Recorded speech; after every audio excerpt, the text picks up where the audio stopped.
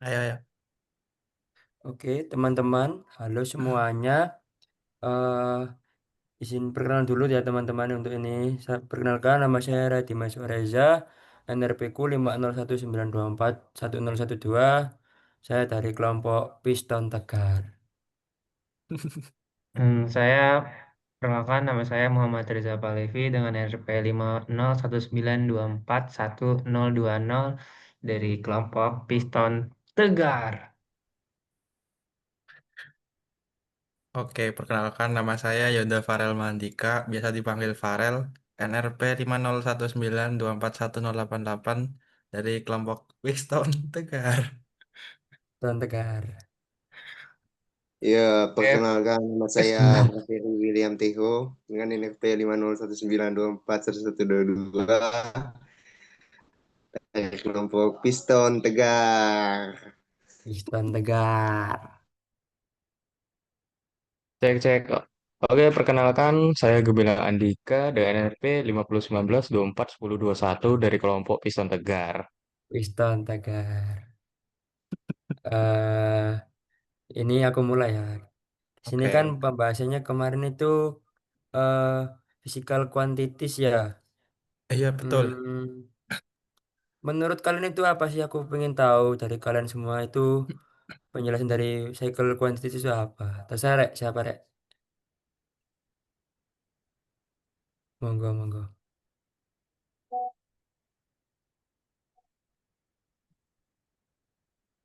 Apa teman-teman? Cycle quantities itu.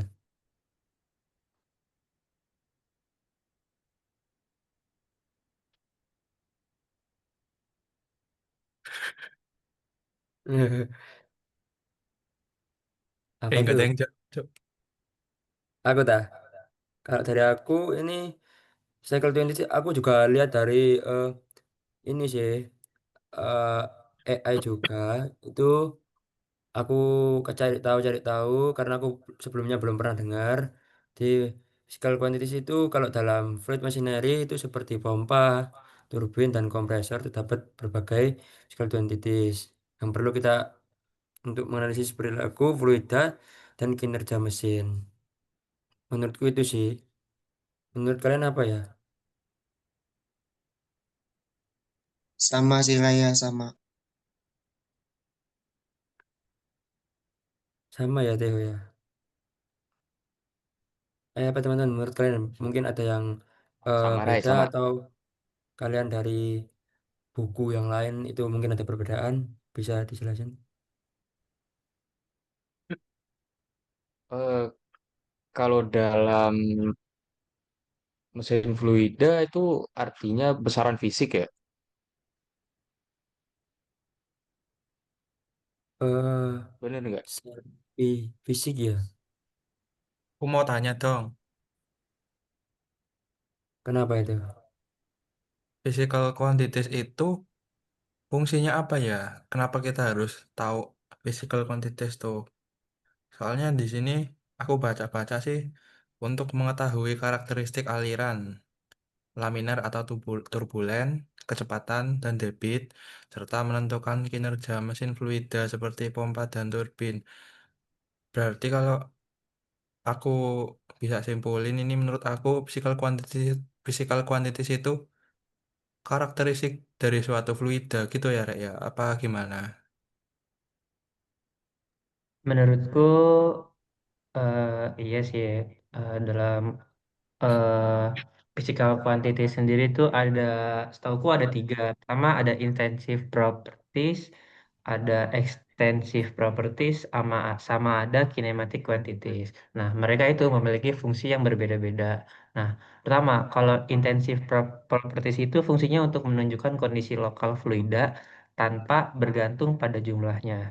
Namun, kalau untuk extensive properties itu sendiri fungsinya untuk menjelaskan jumlah total fluida yang terlibat sistem, biasanya untuk menghitung daya, energi, dan kapasitas pompa. Nah, terakhir yaitu kinematic quantities itu sendiri berfungsi untuk menganalisis pola gerak fluida tanpa memperhitungkan daya. Nah, dia sendiri itu untuk membantu desain sistem perpipaan agar minimnya rugi-rugi gesek. Menurut aku itu sih.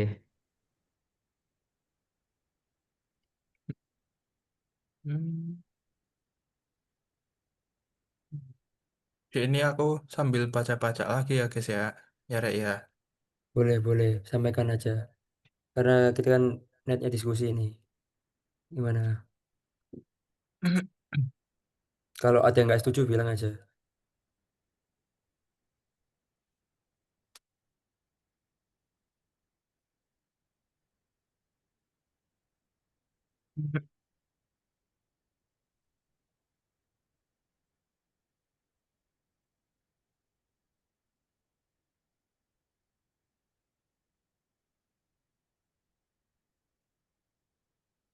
Oke, kalau dari aku ya, eh, aku juga sih cari-cari kemarin itu materinya ini. eh Kalau dari aku ini, intensif physical quantities sendiri yaitu besaran yang tidak bergantung pada jumlah massa fluida. Artinya itu eh, nilainya tetap sama walaupun massa fluidnya berubah. Nah, kalau extensive physical quantities itu besaran yang bergantung pada jumlah massa fluida atau ukuran sistem. eh yang dimana semakin besar massa atau volume fluida, semakin besar pula nilainya. Lalu kinematic physical quantities itu besaran yang menggambarkan gerakan fluida tanpa langsung menghubungkan dengan gaya.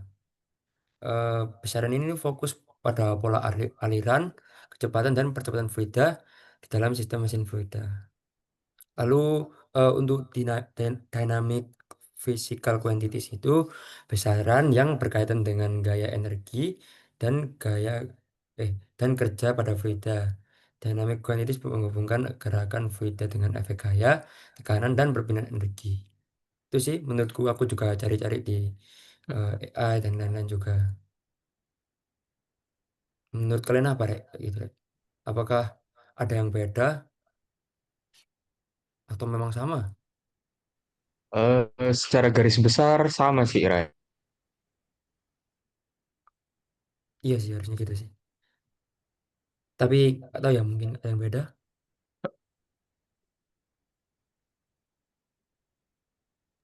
Gimana gimana Teho gimana Teho? Defensive properties.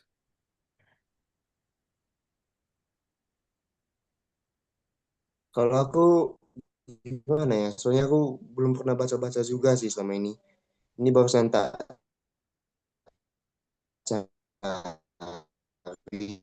Paling kan physical quantity, secara fisik untuk ini oh meter fisik yang digunakan untuk menggambarkan dan menganalisis perilaku fluida, kayak tekanan, laju aliran, kecepatan, terus densitas, viskositas, kayak gitu-gitu sih.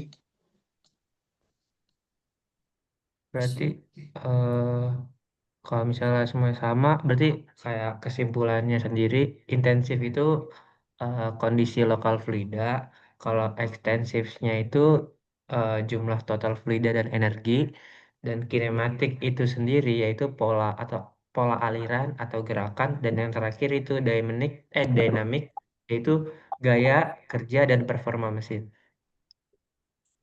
Gimana? Aku mau tanya dong. Monggo. eh, Kalau misalnya kita tinjau dari bidang marine gitu ya perkapalan, kita lebih penting eh, bahas yang mana? Sifat intensive quantities atau extensive quantities ya? Kalau dalam bidang merin ya, Iya. gimana ya? Bentar dulu.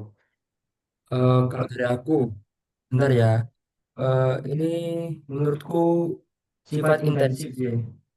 Karena seperti tekanan dan temperatur lebih penting karena bisa langsung menunjukkan kondisi lokal fluida.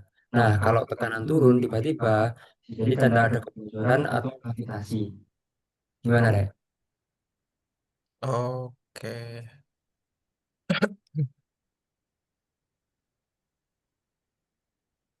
Ada yang lain mungkin?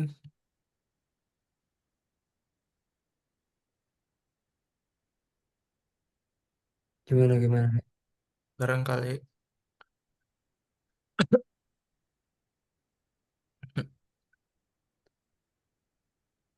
Hmm. Kalau dari aku ya, kalau untuk bidang marine sendiri ya, intensif. Kalau menurutku ya, intensif properties itu lebih penting dalam desain kapal, kayak buat stabilitas, hambatan kapal, propulsi dan pendinginan mesin. Nah, kalau extensive property sendiri itu lebih penting dalam mengoperasikan kapal, kayak buat perhitungan balas, konsumsi bahan bakar, kapasitas pompa, sama terakhir itu energi total. Oke.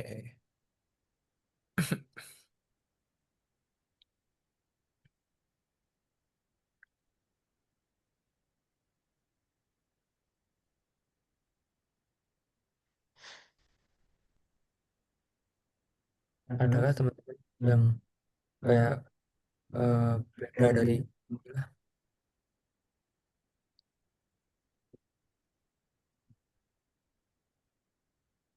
beda dari ini?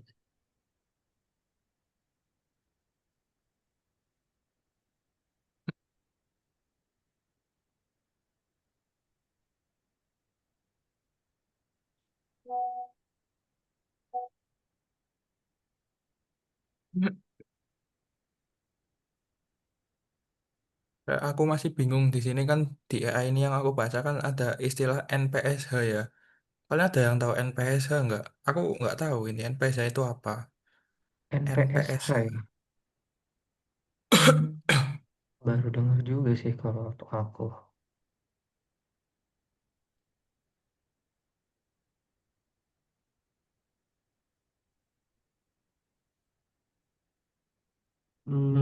NPSH ya. Eh, Iya, NPSH ya? iya, aku nggak tahu soalnya. apa Apa itu itulah yang coba? coba kamu? Kalau dari sumber yang saya baca ini, NPSH adalah ukuran energi tekanan fluida pada sisi hisap pompa yang tersedia untuk mencegah terjadinya kavitasi. Oh, Senjata itu net positif suction head ya. iya benar. Aku cari-cari di Google juga net positif suction head.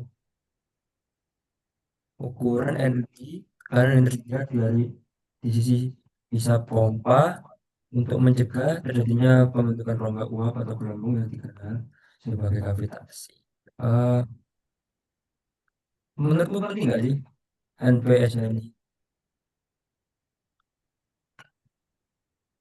Fungsinya apa? Tahu nggak ada fungsi PE yang tahu fungsinya apa itu NPSH?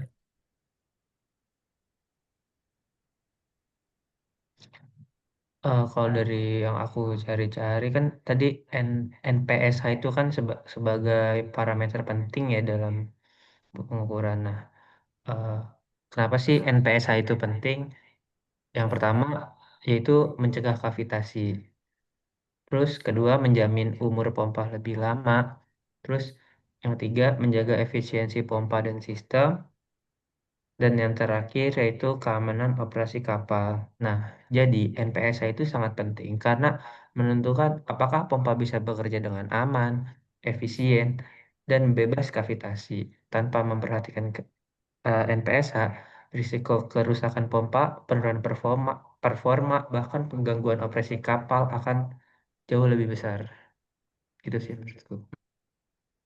Iya, kalau dari yang aku baca-baca juga sih, kalau misalnya pompa kita kekurangan NPSH ya daripada yang dibutuhin, itu nanti itu akan menyebabkan kavitasi di dalam impellernya. Jadi mengurangi kinerja pompa gitu kalau NPSH-nya di bawah NPSH yang dibutuhkan. Gitu. NPS Net positive suction head.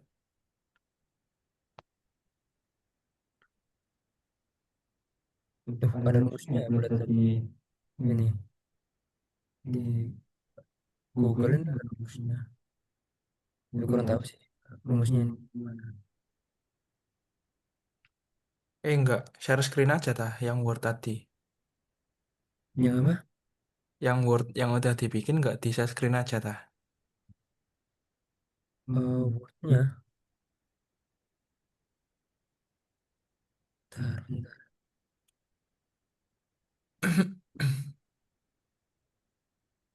bentar, bentar. Yang ini dah. Iya, Ini menurut kalian setuju nggak kalau gini? Ada rumusnya. oh ini rumus-rumusnya ya. Iya,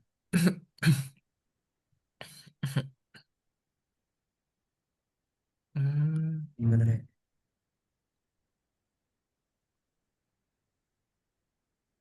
Hmm,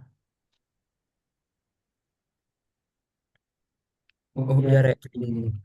Eh di sini kan juga ada kayak tadi itu kita kalau nggak salah tujuh tuh kita jelasin itu ada tentang equipment sih.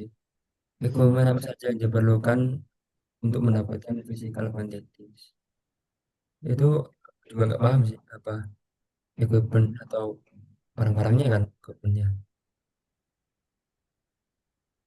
Dari aku searching-searching dulu ya. Kalau kalau kalian ada jelasannya boleh dong.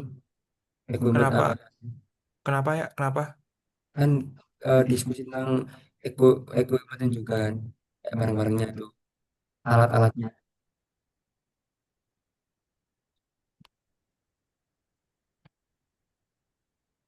alat-alat yang diperlukan untuk mendapatkan physical quantities.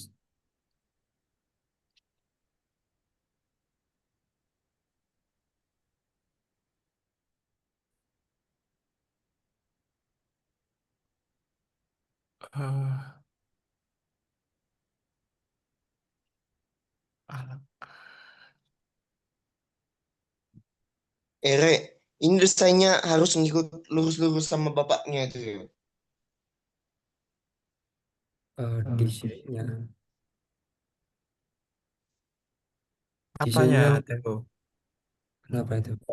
Tak bilang desainnya itu harus ngikut lurus-lurus dari bapaknya ya. Kita disuruh merubah kalau nggak salah. Enggak, kita disuruh desain ulang yang menurut kita lebih efisien. Oh gitu.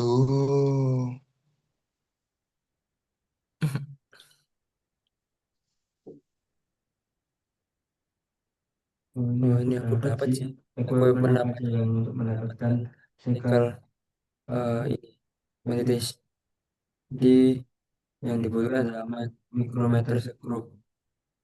Terus ada jangka sorong, penggaris dan pengamatan. Atau ya ini benar apa enggak? Kalau dari kalian apa?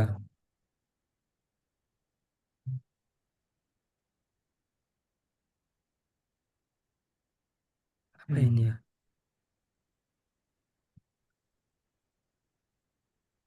Kalau dari aku ya, mungkin aku mau jawab alat untuk mengukur physical quantities yang intensif properties. Kalau untuk mengukur tekanan itu ada manometer sama pressure transducer. Terus untuk mengukur temperatur itu ada termometer sama termokopel. Densitas itu diukur pakai hidrometer sama densitometer. Terus viskositas itu diukur pakai viskometer sama reometer. Terus ada kecepatan lokal atau V. Itu diukurnya pakai pitot tube atau pipa pitot sama anemometer. Itu kalau dari intensive properties. Hmm, itu cukup cukup banyak sih. Rinci itu. Setuju aku dengan benar-benar. hmm,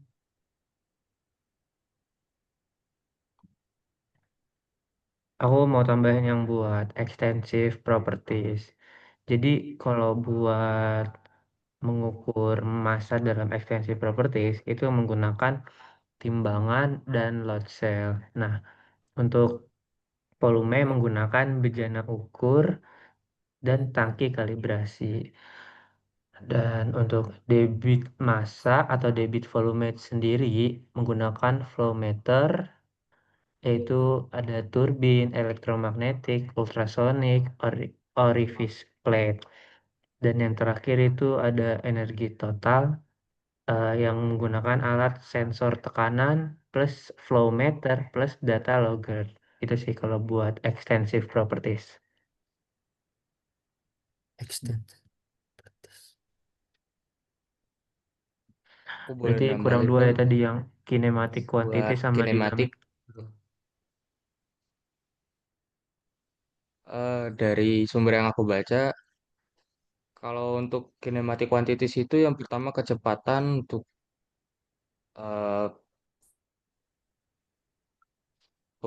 alat pengukurnya itu pitot tube, anemometer, hotwire anemometer. Yang kedua ada percepatan, itu dari turunan dari data kecepatan sensor LDA atau PIV. Laju alir volumetik vol- menggunakan volumeter, turbin elektromagnetik. Yang keempat ada bilangan Reynolds dihitung dari kecepatan V, dimensi karakteristik, dan viskositas. Mungkin itu saja.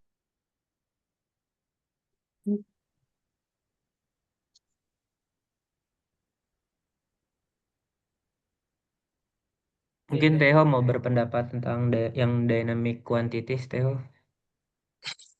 Bentar, aku masih baca-baca tentang ini sih.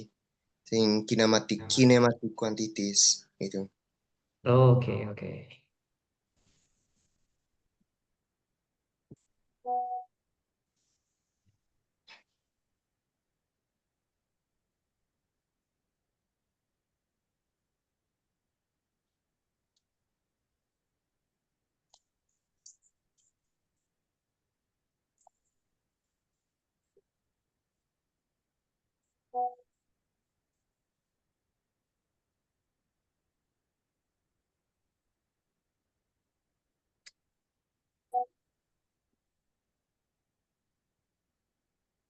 Tadi kan aku ngomongin NPSH ya, yang di eh, apa tuh namanya pompa ya. Kalau kita ngitung NPSH itu gimana sih? Itu bisa diukur pakai alat atau kita ngitung gimana itu? Aku nggak tahu ya. Menurutku ya, itu nggak bisa sih. NPSH itu harus dihitung. Kita perlu data tekanan hisap, ketinggian tangki, suhu fluida, eh, sama rugi-rugi pipa. Baru deh ketemu angkanya. Kayak nggak bisa langsung diukur gitu aja. Oh, Ribet sih, itu sih. Jadi harus banyak alat kayak manometer, termometer, volumeter gitu ya.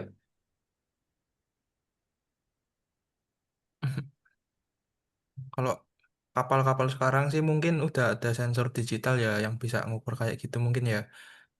Eh, Kayak udah ada keluar datanya, parameternya tuh berapa pakai sensor. Jadi tinggal dimasukin ke software. Gitu kah mungkin kalau kapal-kapal yang udah modern. Benar sih harusnya begitu sih. Harusnya biar untuk mempermudah eh, pengukuran juga. Iya, Setuju, setuju. Mau nanya dong, mau boleh, boleh. nanya dong. Boleh Ini silakan. kira-kira perbedaan mendasarnya mau nanya, yo kira-kira ini perbedaan mendasarnya dynamic quantities sama kinematic quantities itu apa ya?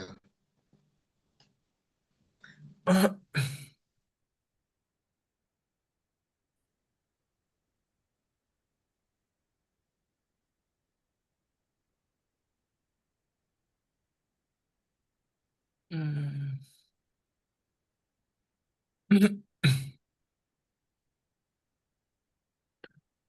Aku mau menjawab ya. Boleh, boleh. Kalau setahu aku kan dari kata-katanya kan ada kinematik sama dynamic ya.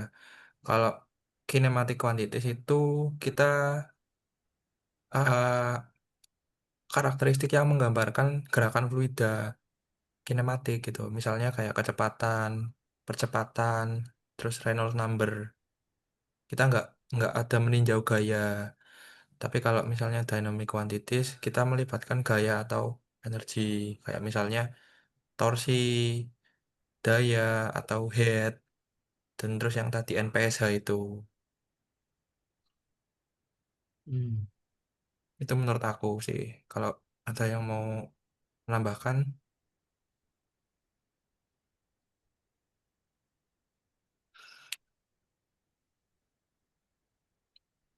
Nah, gini. Ngomong ya soal NPS. Faktor apa sih yang paling bikin NPS itu rendah di sistem pompa kapal ya?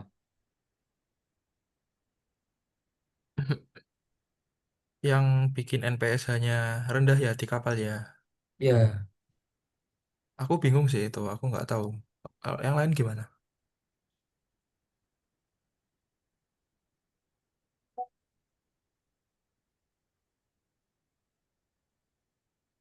kenapa itu ya? Faktor Tadi yang tadi kan rendah. tadi kan kalau misalnya NPS hanya itu kurang dari requirement kan katanya bisa bikin kavitasi gitu ya, terus Ya, pompanya juga masih. nggak efisien. Itu kenapa ya kalau misalnya apa sih yang nyebabin NPS hanya di kapal itu rendah? Eh, kalau dari yang saya baca ya eh, biasanya nih karena pipa hisapnya panjang atau level cairannya terlalu rendah. Jadi tekanannya itu jadi turun tuh.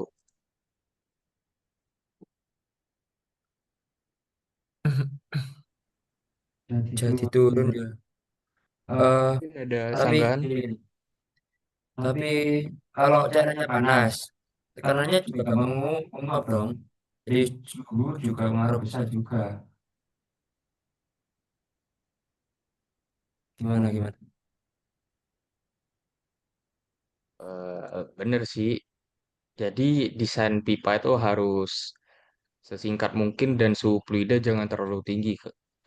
Harusnya ya itu cara biar NPSH-nya cukup gitu.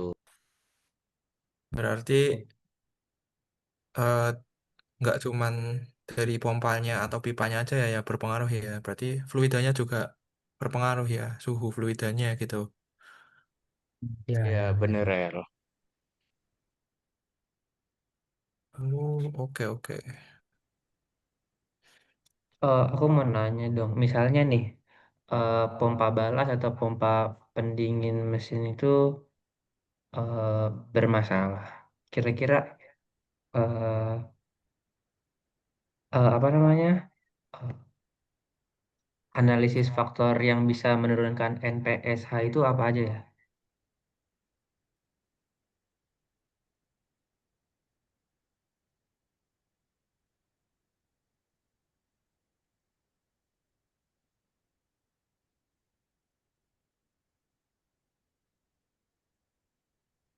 Ulang Noi, ulang. Tadi eh, analisis faktor yang bisa menurunkan NPSH itu apa aja sih? Oh, faktor-faktor yang bisa menurunkan NVS ya tadi ya. Iya.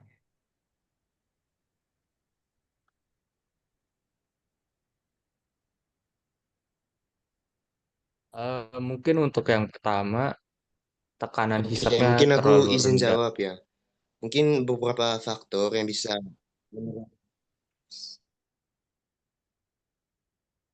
Ayo, Gimana? Tadi Moteho atau Gemilang? Atau Farel, tiga-tiganya. Gilang aja dulu. Gilang aja dulu, Satu, Gilang. gantian. Monggo. Ah, untuk yang pertama ya tekanan hisapnya terlalu rendah. Mungkin bisa disebabkan oleh level tangki balas yang rendah sehingga head statis cairan pompanya mungkin ada lanjutan lagi silakan. ya sebenarnya Mungkin karena ini juga. ya kenapa Teho? Lanjut. Enggak. Enggak, aku cuman Kenapa, bilang kenapa? mungkin karena itu juga. Gak apa-apa, lanjut Ya, aja deh. posisi apa namanya? Iya, posisi pompanya itu berada di apa gitu, di atas permukaan yang tinggi gitu. Jadinya apa ya sebutannya? ada pengaruh oleh gravitasi juga di situ. Gitu sih. Berarti aku mau nanya lagi. eh Berarti untuk memperbesar NPSH, berarti sebisa mungkin pompanya itu ditempatin paling dekat sama permukaan tangki ya? Apa gimana? Sama permukaan fluida. Itu daya sedotnya bakal lebih kuat gitu dah.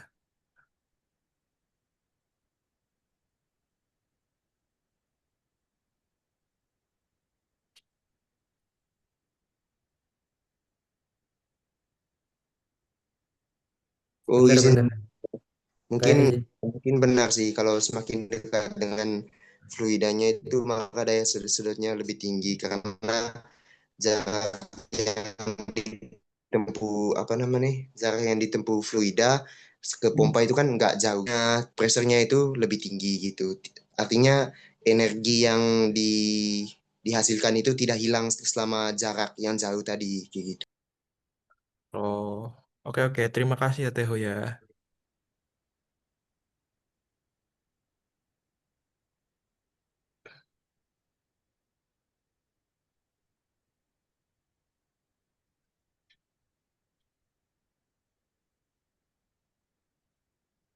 Hmm.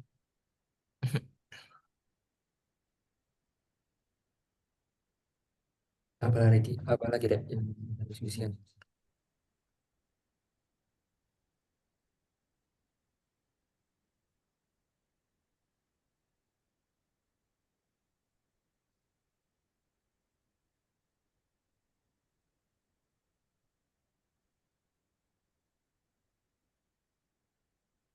Hmm.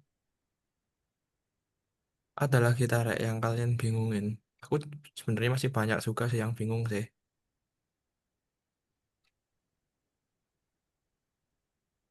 Dari tadi kan kita kan ngomongin dampak, terus kayak gimana cara menurunkan gitu ya. Terus solusi solusinya sendiri untuk tidak terjadilah kayak pencegahannya itu apa sih? Aku mau, aku belum tahu soal. Oke, aku mau jawab satu aja ya yang tadi aku sempat jawab.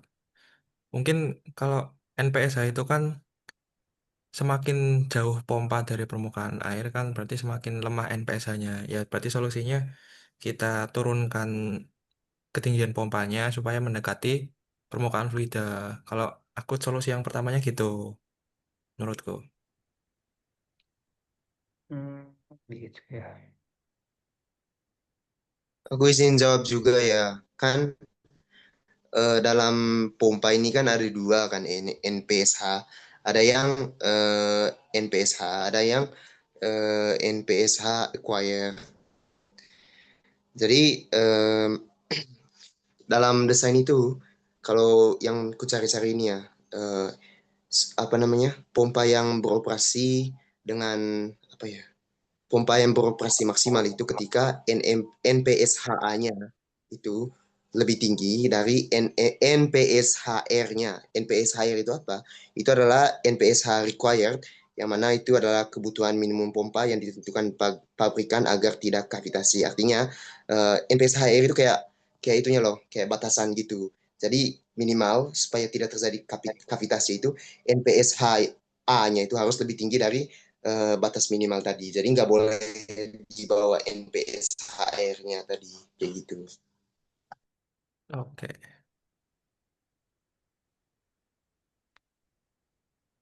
Kompleks sih itu sih. Apa ada solusinya lagi? Apa udah cukup segitu aja? Kalau menurutku udah segitu aja sih.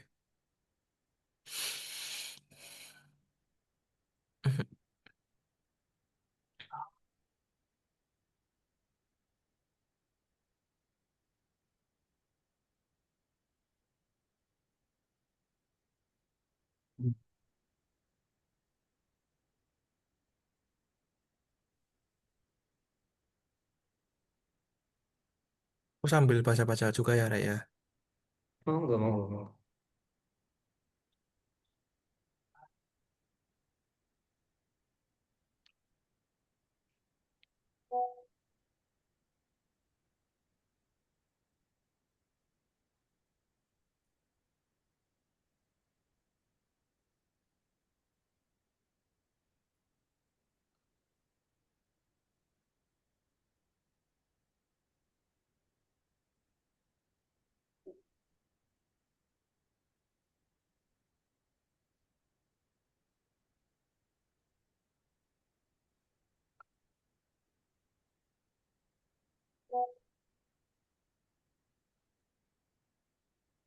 Apalagi ya?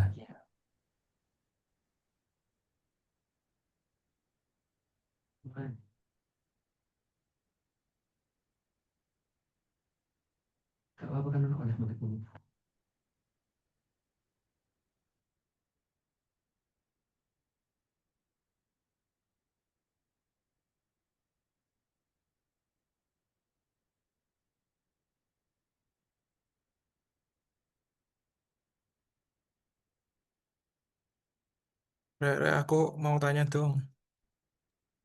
Monggo, monggo. Halo, Halo, halo. eh, densitas itu kan juga masuk eh, kinematik kuantitis ya, bagian dari physical quantities.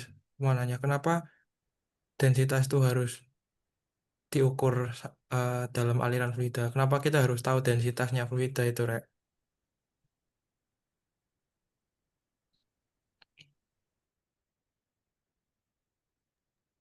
Aku izin menjawab ya. Ada Eh, yang tahu kah? Aku bingung. aku juga lumayan sih, cuman aku mau nyampein aja. Menurutku karena densitas ini memengaruhi massa jenis fluida. Lalu ada daya pompa dan juga gaya angkat. Gimana?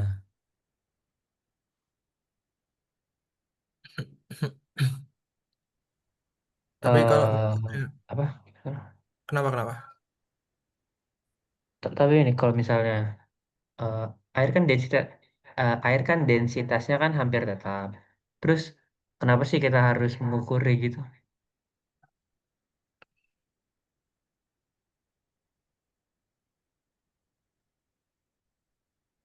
Hmm, iya tuh, kalau misalnya air kan di suhu berapapun itu kan tetap sama densitasnya, nggak berubah gitu, nggak kental, nggak jadi encer gitu.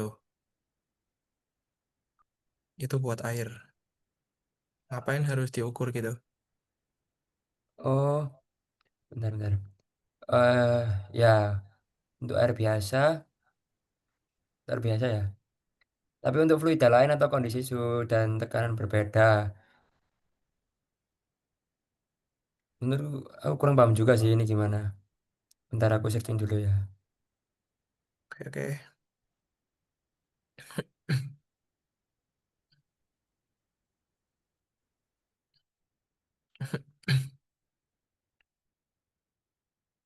Oh, aku barusan baca-baca ini aku udah nemu jawabannya, Rek.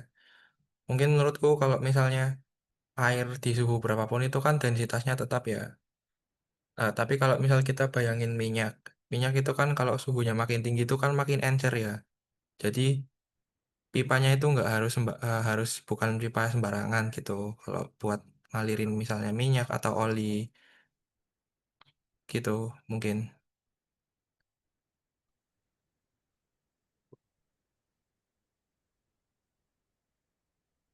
Boleh sih. Bener sih berarti ya selain air biasa lah intinya ya. Fluida yang lainnya gitu ya maksudnya ya. Iya, Oke, bisa dipahami sih.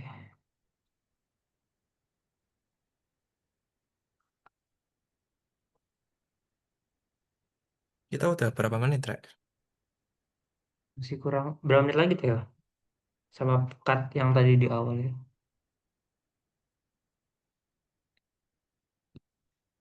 Lanjut aja Berarti ya kayak kita kan tadi kan kayak ada bahas viskositas ya. iya. Ya. Terus eh, apa aja sih yang memengaruhi viskositas dalam sistem perpipaan? Kayak aku masih bingung gitu loh. Kenapa? Kenapa? Apa sih? Apa aja sih pengaruh viskositas dalam sistem perpipaan? Aku, aku mau jawab ya. Kan viskositas. Nah, apa sih pengaruhnya sama perpipaan? Nah, mungkin kalau semakin kental sesuatu itu pasti gaya geseknya lebih tinggi kan gitu. Artinya ketimbang benda yang lebih encer, kalau dalam pipa itu ya gimana ya? Kalau dalam pipa ya kita bikin perbandingan sama benda yang lebih encer sama benda yang lebih kental tadi atau viskositasnya lebih tinggi. Tentu kalau bergerak dalam pipa itu yang lebih cepat, yang memiliki velocity lebih tinggi itu yang memiliki viskositasnya yang lebih rendah. Kalau kita bikin perbandingan kayak air sama minyak lah gitu. Dalam pipa yang sempit dengan tekanan yang sama, tentu air itu akan apa namanya? akan eh, akan bergerak lebih cepat gitu. Gitu. Jadi pengaruhnya viskositas itu mungkin itu salah satunya velocity velocity atau kecepatan alir suatu fluida gitu. Oh, Mau tanya nih, kalau misal pakai pipa besar, gesekannya kecil, jadi viskositas itu nggak ngaruh atau gimana dong? Ada yang bisa jelasin nggak?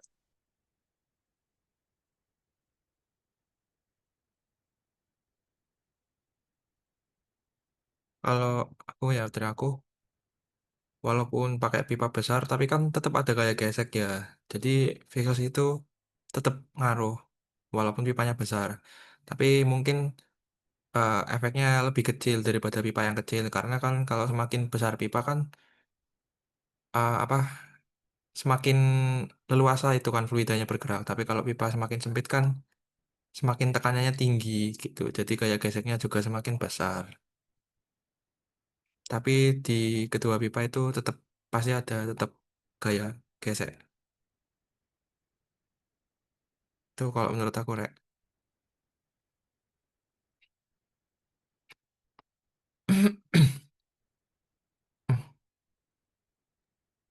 Oh iya, tadi kan kayak aku ada dengar tentang head di pompa. Head Iya di tuh. pompa sama head di mesin itu sama atau gimana sih? Head head itu kan head kepala ya, kayak kalau di mesin kan head itu tetap punya untuk ngebantu blok lah. Nah, kalau head di pompa sendiri tuh apakah sama atau gimana ya?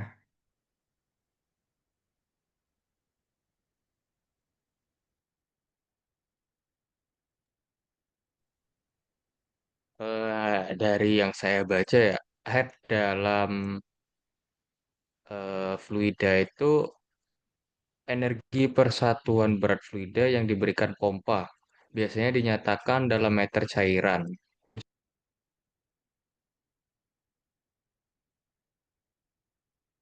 Meter cairan ya. Berarti kalau misalnya pompa diletakkannya lebih tinggi, berarti headnya otomatis bertambah gitu. Eh, enggak sih, head sifatnya itu head itu sifat dari pompa, bukan posisi pasang. Posisi hanya mempengaruhi itu tadi yang kita bahas tadi, NPSH, bukan head pompa itu sendiri. Mungkin gitu, Rel. Oh, oke oke.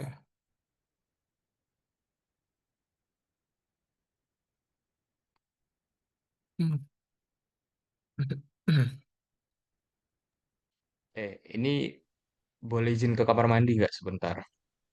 Boleh, boleh. Yang nggak apa-apa. Silakan, silakan. Oke. Di sini kita nunggu eh, Gilang dulu apa aku langsung tanya aja. Langsung aja Nungguin deh. aja aja biar diskusi enak. Iya, langsung aja nggak apa-apa. Oh langsung ya. Iya, iya. Tadi kan kalian kan ngomongin soal pompa-pompa gitu kan. Aku mau tanya sih, faktor apa saja yang bikin efisiensi pompa itu turun? Apa kira-kira tuh, teman-teman?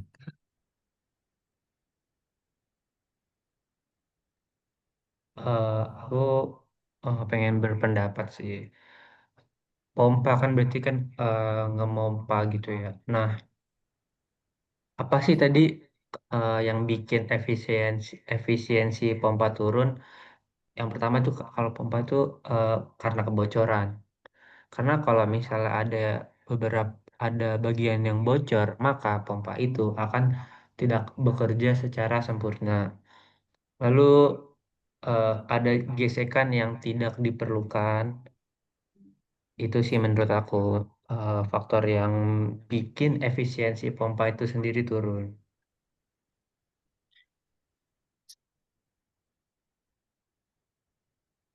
Turun. Nah, kalau misalnya debit ini tetap tercapai, eh, penting gimana maksudnya? eh, pedulikah dengan efisiensi ini kalau misalnya debitnya tetap tercapai? Iya ya, kan pompa itu kan yang penting kan ngalirin air ya. Yang kita lihat kan debit airnya. Kenapa kita bahas ini faktor-faktor efisiensi ini?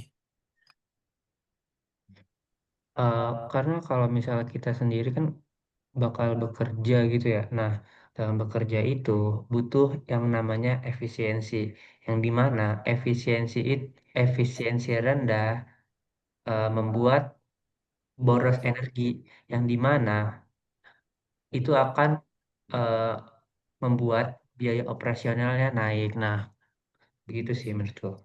Ya sih, benar sih. Aku juga mau Harus di jawab.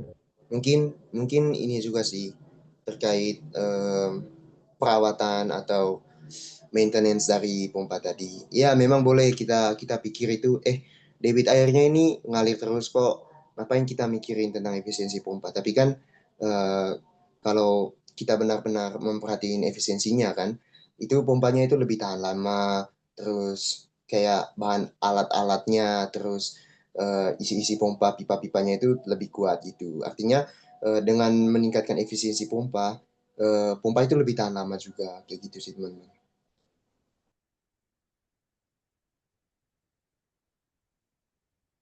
Oke, nice info Theo. Le, aku mau tanya dong.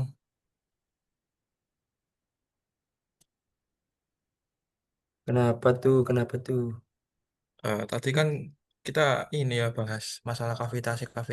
Nah ini aku baca-baca ada istilah cavitation number. Itu apa? Ini aku nggak nemu apa ya penjelasannya cavitation number itu apa? Bingung aku. Kalian ada yang tahu kah?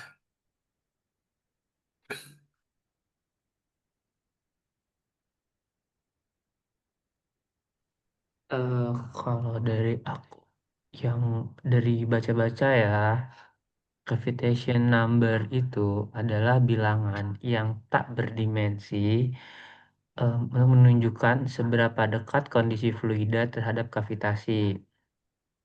Rumusnya itu sendiri adalah perbandingan antara selisih tekanan lokal dengan tekanan uap terhadap tekanan dinamis. Apa ada sanggahannya atau gimana? Jadi kalau cavitation numbernya besar berarti pompanya lebih efisien ya? Atau gimana? Bukan soal efisiensi. Cavitation number itu, cavitation number besar, artinya sendiri itu memiliki resiko kavitasi kecil. Kalau efisiensi itu sendiri dipengaruhi oleh banyak faktor lain. Gitu sih menurutku. Oke, oke. Berarti semakin besar cavitation numbernya berarti makin tinggi ya kemungkinan buat terjadi kavitasi gitu ya. Oh, apa sebaliknya? Semakin kecil terbalik, terbalik. Semakin Oh kecil gitu. untuk kemungkinan kavitasi itu sendiri. Oh, oke, oke, oke.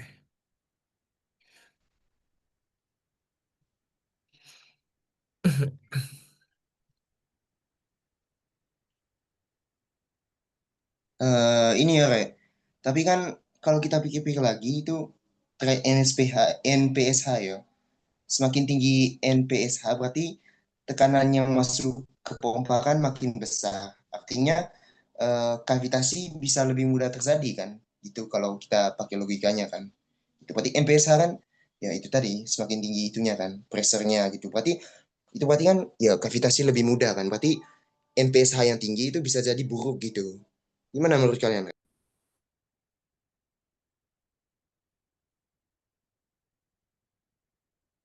Enggak sih, kalau menurutku itu bukan ya, itu salah paham ya menurutku. Kavitasi itu kan terjadi kalau saat tekanan di inlet terlalu rendah dibandingkan tekanan uap fluida. Nah, kalau NPSH-nya yang tersedia itu tinggi, artinya berarti dia tekanan di inletnya lebih dari cukup untuk menjaga fluida itu tetap cair, bukan merubah fluida itu menjadi uap. Jadi malah sebaliknya ya, risiko kavitasi malah makin berkurang ya kalau NPSH-nya semakin tinggi. Aku kurang setuju ya.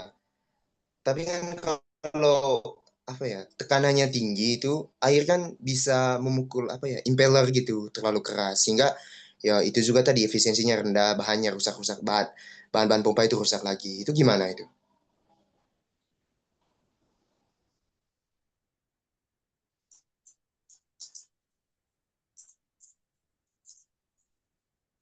Iya juga ya.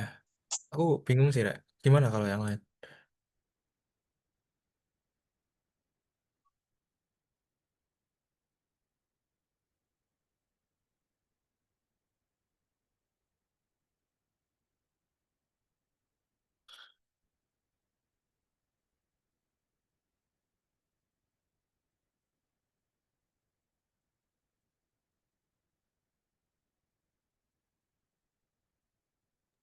Gini deh biar gampangnya.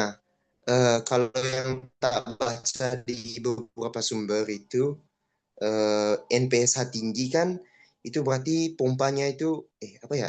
NPSH tinggi itu berarti eh, tekanannya masuk itu lebih tinggi juga kan. Semakin banyak tekanan yang tinggi berarti debit air yang masuk juga lebih tinggi kan. Nah, berarti kalau gitu ya pompanya lebih cepat rusak dong. Gitu kan. Karena tekanan yang masuk tinggi, terus itu juga.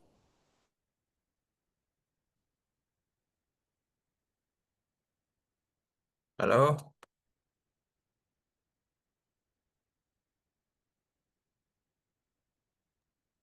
Halo Teho. Halo, Halo, Teho? halo. Halo.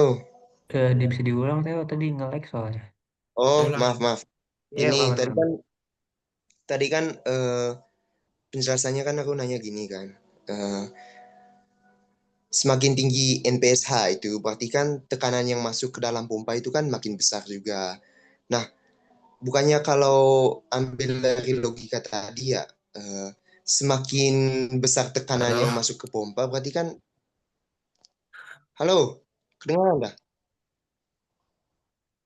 Kedengeran, kedengeran. Aman-aman. Oh iya, iya, iya. Gini, gini.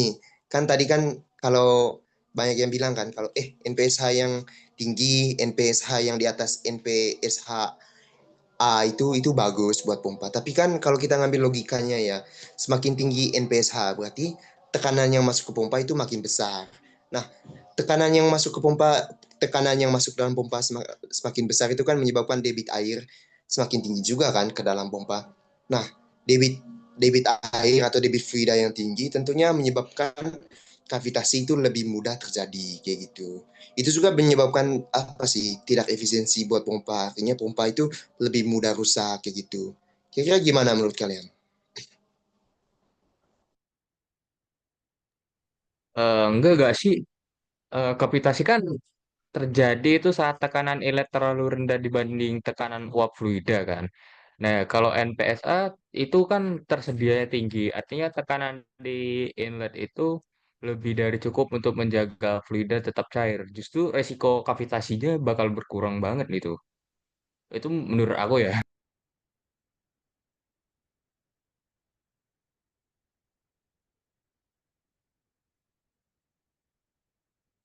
Aku mau jawab juga nih, aku barusan baca-baca. Jadi, kalau tekanan yang masuk itu lebih tinggi daripada NPSH required, itu nggak akan merusak impeller. Karena pompa itu dirancang buat menerima aliran fluida pada kondisi tersebut gitu. Nah, yang bahaya itu adalah ketika NPSH yang tersedia dari pompa itu kurang dari NPSH yang required. Jadi ada terbentuk gelombang uap di situ. Nah, itu yang nyebabin impellernya terkikis gitu. Oh, berarti selama tekanan yang masuk itu cukup, sebenarnya semuanya itu tergantung itunya ya, pasti ya, desain pompanya ya. Oh, gitu gitu. Paham, paham, paham. Thank you, thank you.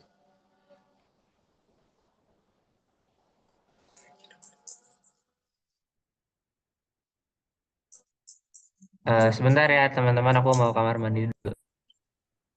Iya, bener Teho. Jadi kita itu tergantung sama desain pompanya. Kalau NPS hanya tinggi itu prinsipnya prinsipnya sebenarnya kalau NPS hanya tinggi itu lebih aman dari kavitasi sama efisiensinya terjaga. Itu sih prinsipnya dalam desain pompa.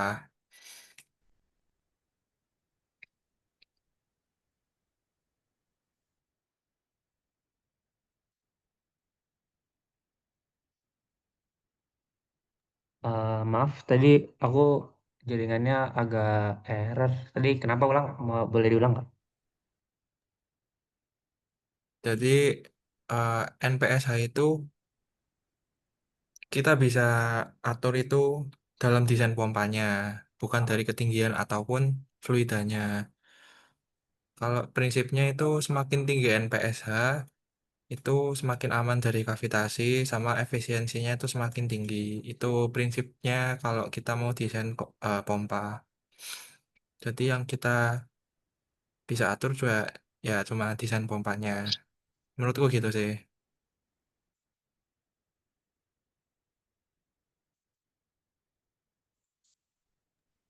Jadi letaknya tadi nggak ngaruh banget gitu ya, Rel? Nggak nggak banget ngaruh atau gimana ya?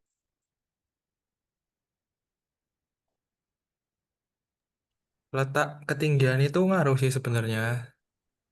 Sebisa mungkin kita menempatkan pompa itu lebih dekat sama permukaan kita ya. Tapi yang berpengaruh paling besar ya gimana kita ngedesain pompanya gitu. Pompa ini dirancang buat NPS itu seberapa gitu.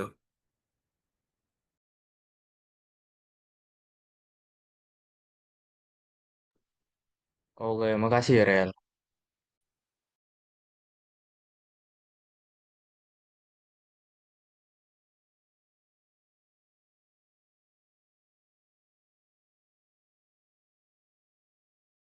Kalau Rek, Halo, halo.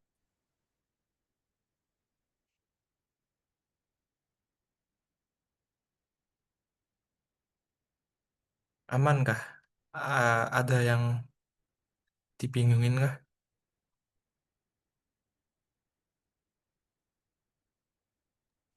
Oh iya, aku udah bikinin kalian jadi itu semua ya, co-host semua, sehingga kalian bisa akses rekamannya. Sih, bilang belum.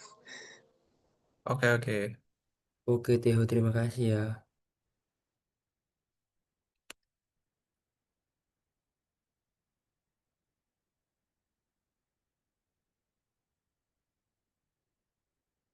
Kita udah berapa menit nih?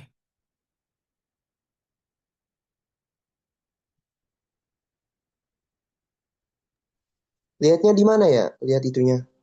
Berapa menit udah direkam.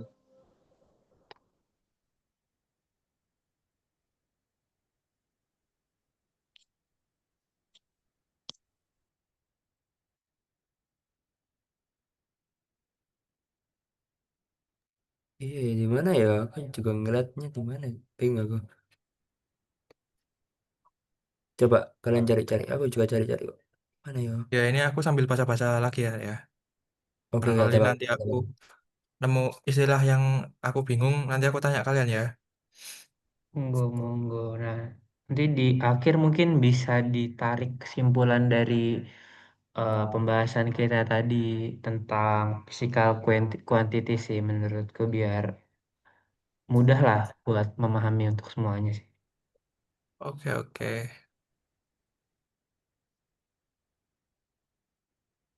Ini coba aku pause dikit ya. Siapa tahu ketemu itunya. Apa ya? Coba Udah sih. berapa menit tadi? Dikit ya, dikit ya. Eh, Kalau dari kita Zoom sih udah 1 jam 5 menit sih. Tapi kan eh, kita bakal ngekat yang di awal atau enggak? Iya deh, ikat aja. Mulai kita pembahasan aja tah. Mulai perkenalan aja yang tadi apa gimana? Iya, mulai perkenalan. Ya, kira-kira aja ya 5 menit lagi lah. Iya, last ya. Barangkali ada pertanyaan last nih. Aku sambil baca-baca ya. Atau bisa dibuat kesimpulannya aja gitu. Barangkali nanti dari kesimpulannya itu mungkin masih ada yang dibingungin atau masih ada yang kurang dipahami gitu sih menurutku. Ada yang mau nyimpulin kah?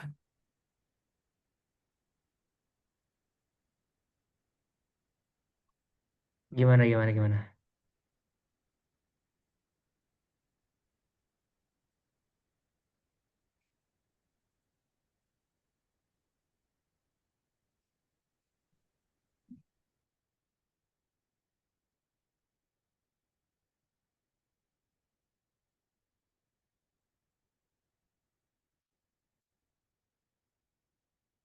Eh, ini aku simpulin buat kalian dulu ya. Tapi kalau ada kurang, kalian tambahin aja. eh Cycle quantities itu dalam mesin fluida adalah besaran-besaran fisik yang dipakai untuk menggambarkan sifat, gerakan, dan interaksi fluida dengan mesin. Nah, besaran ini terbagi menjadi intensive properties atau tidak tergantung jumlah fluida seperti tekanan, temperatur, densitas, viskositas, dan kecepatan. Dan ada extensive properties yaitu tergantung jumlah fluida, densitas, viskositas, dan sorry. Kalau extensive properties itu tergantung jumlah fluida seperti massa, volume, debit, dan energi total. Nah, selain itu ada juga kinematic quantities yang menjelaskan gerakan fluida tanpa memandang gaya. Misalnya seperti kecepatan, percepatan, bilangan Reynolds. Serta ada dynamic quantities yang melibatkan gaya, energi, dan kerja seperti tekanan, gaya, torsi daya, head, dan NPSH. Eh, dari ini dengan memahami physical quantities ini, kita dapat mendeskripsikan kondisi fluida, menganalisis performa pompa maupun turbin, merancang sistem perpipaan yang efisien, serta mencegah masalah teknis seperti kavitasi. Itu aja sih dari aku, Rek. Mungkin ada tambahan.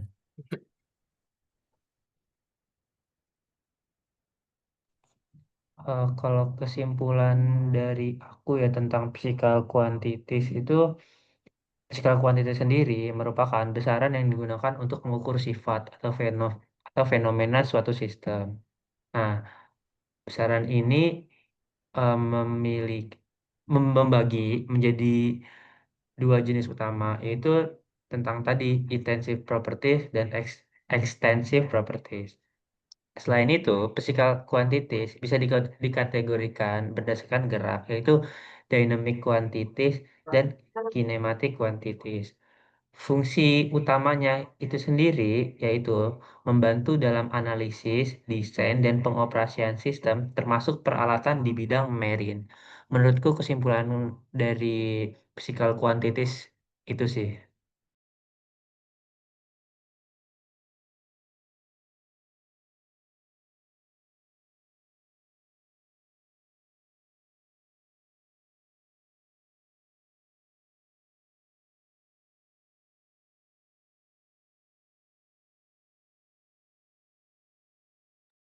Oke, Oh iya, aku aku mau coba. Oke, Teho, Teho gimana? kamu dulu, kamu dulu. Oke, Teho. Aku mau nyimpulin singkat aja ya. Mungkin dari aku, pemahaman aku, physical quantities itu besaran fisik yang digunakan untuk memahami sifat dan perilaku fluida. Jadi, eh, karakteristik fluida itu yang bisa diukur, apa ya, yang punya besaran gitu lah, Rek. Menurut aku kayak gitu. Itu karakteristiknya fluida.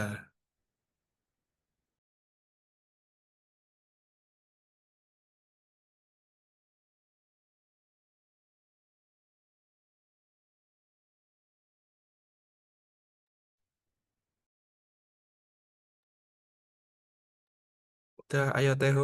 Tadi mau ngomong Teho.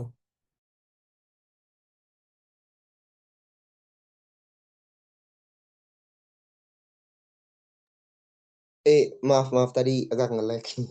Gini ya, aku mau nyimpulin juga. Kan tadi kan kita banyak ngobrol tentang NPSH ya.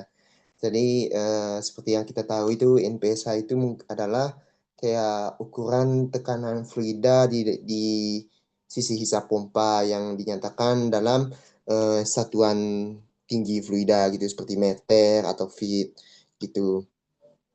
Jadi yang mau aku simpulin di sini hubungannya NPSH sama physical quantity. Jadi secara fisik itu NPSH itu adalah head atau tinggi kolom fluida yang setara dengan tekanan di sisi hisap hisap pompa. Nah, dalam pengkategoriannya tadi kan eh, physical quantity ini tadi kan dibagi jadi ekstensif sama intensif ya.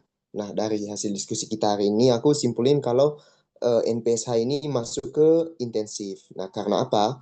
Itu dikarenakan tekanan atau tinggi kolom fluida atau headnya tadi itu tidak bergantung pada ukuran sistem, melainkan pada kondisi lokal di sisi hisap gitu.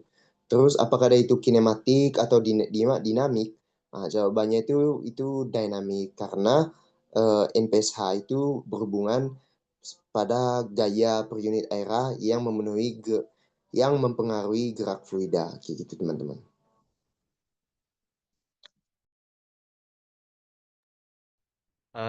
Ini kesimpulan dari aku ya. Seperti kata Farel tadi, physical quantities itu ukuran yang dipakai untuk menggambarkan sifat dan perilaku fluida nih. Aku mau nambahin sedikit untuk itu ada 4 kelompok utama yaitu intensity properties, 2 extensive properties, 3 kinematic quantities, dan 4 dynamic quantities. Untuk intensity properties sendiri sifat yang tidak berubah walaupun jumlah fluidanya dibagi-bagi.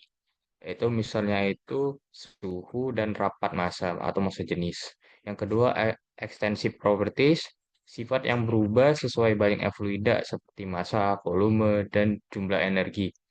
Yang ketiga ada kinematic quantities. Kinematic quantities ini melihat gerakan fluida tanpa peduli gaya yang menyebabkannya, misalnya kecepatan atau debit. Dynamic quantities itu berkaitan dengan gaya dan energi yang bekerja pada fluida, seperti tekanan, daya, dan head pada pompa. Mungkin itu aja kesimpulan dari aku.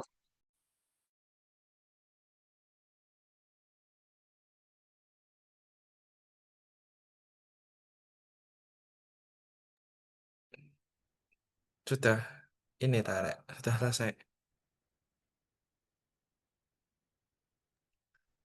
Mungkin ya karena nggak ada yang ditanyain lagi mungkin sampai sini aja dulu. Iya, bisa dicukupkan gitu ya. Ya lain kali kita bahas lagi lah nanti di kelas gitu kayak Ya, gitu Iya. gitu ya. oke. Terima kasih untuk semuanya ya teman-teman. Oke, terima Terima kasih. kasih. Makasih.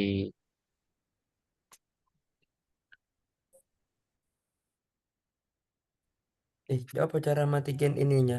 Rekordannya tuh gimana? Sound.